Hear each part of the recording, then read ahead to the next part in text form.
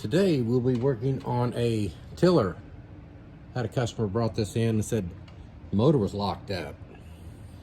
So we got to checking it out and pulled the recoil off of it, took a brake over and got the motor turning over.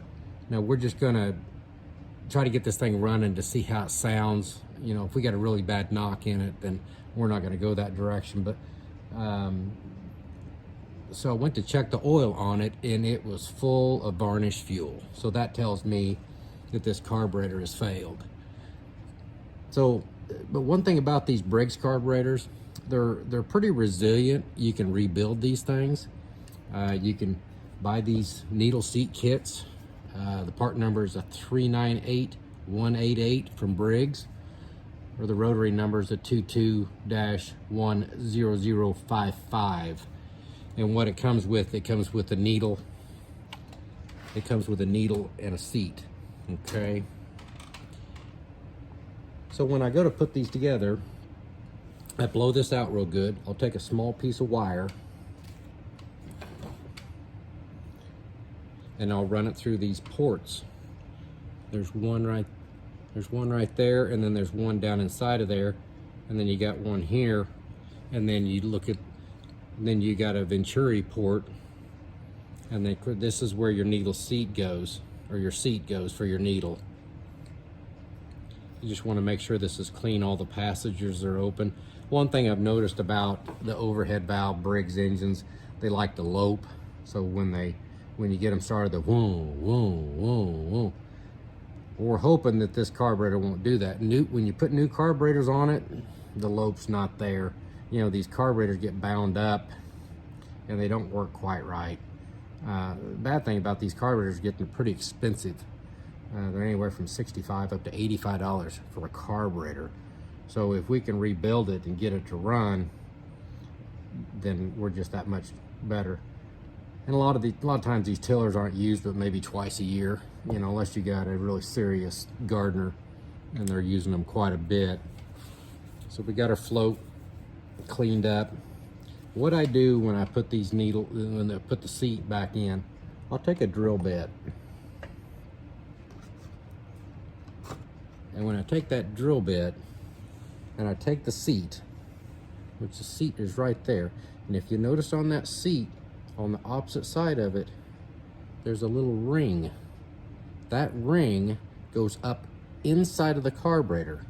So your flat side is going to be pointing out, and that's where your needle hits to shut off the fuel.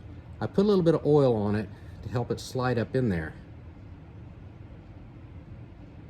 And you can do this several different ways, but I'll balance that on that drill bit. And that drill bit's a little bit smaller than that seat.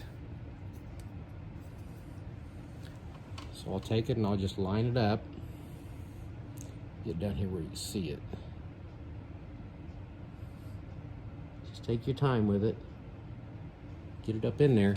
And then when you get it up in there, you can take that drill bit, push it down in there.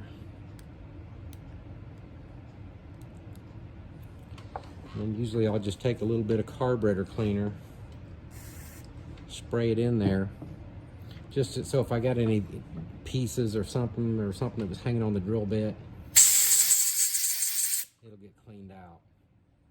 So I got the seat in now. Now you always want to put the new needle in as well. So now that float has a little cutout on it, and that seat fits right in there like that. Take your finger, put it in there like that. That'll hold that needle in place. Put that in there like that. Put your rod through it. And you want your float to be level. You want it to be as level as possible. You don't want it too deep. You don't want it too high. Sometimes I'll have a customer come in and they say, it'd be on a push mower, and they'll say, man, I just can't get this thing to stay running. And what happens is the needle seat will swell with the ethanol fuel. And what you'll see is that float will be up about like that. Well, what it's doing is it's not getting enough fuel into the bowl, which if you put in your mind's eye, that bowl doesn't hold a whole lot of fuel. So if you're getting the float up that high, it's running out of fuel. So we replace the needle seat on it. And when I clean these, I use carburetor cleaner. I use either B12 or Pyrol, and it works pretty good. But you got to spray it through your jets and through your Venturi and all that and get it cleaned up.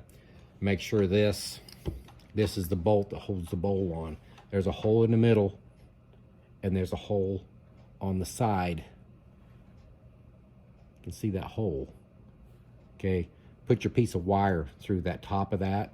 Make sure that you can see that wire come through there. Spray some carburetor cleaner through it, blow it out. So I got the bowl cleaned up. Just put that back on.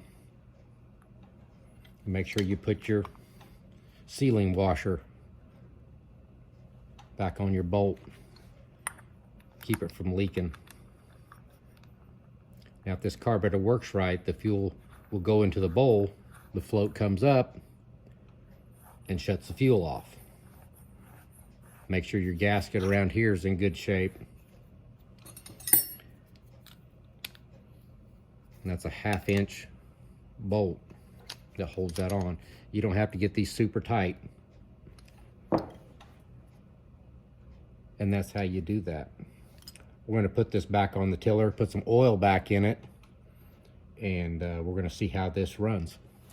Okay, we've got our carburetor back on. Got fuel back in it, oil back in it. We'll see how this thing runs. We're going to see what happens here. I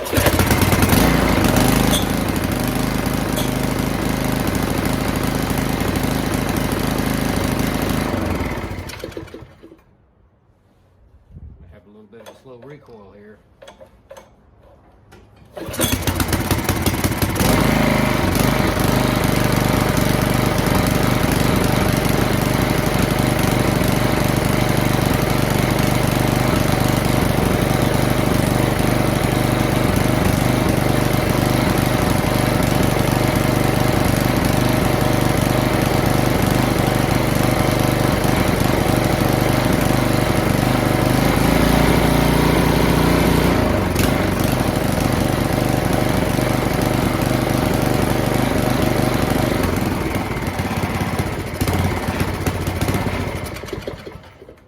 Okay, that does not sound too bad. Like I say, that sometimes these carburetors they'll want to, the throttle wants to bounce, you know, just whoa, whoa, whoa. This one doesn't sound too bad. Customer came in, thought he needed a new engine. It's like all we had was a carburetor that was flooding real bad. We took care of that. He should be pretty happy. Be sure to like and subscribe to my channel. I appreciate your time.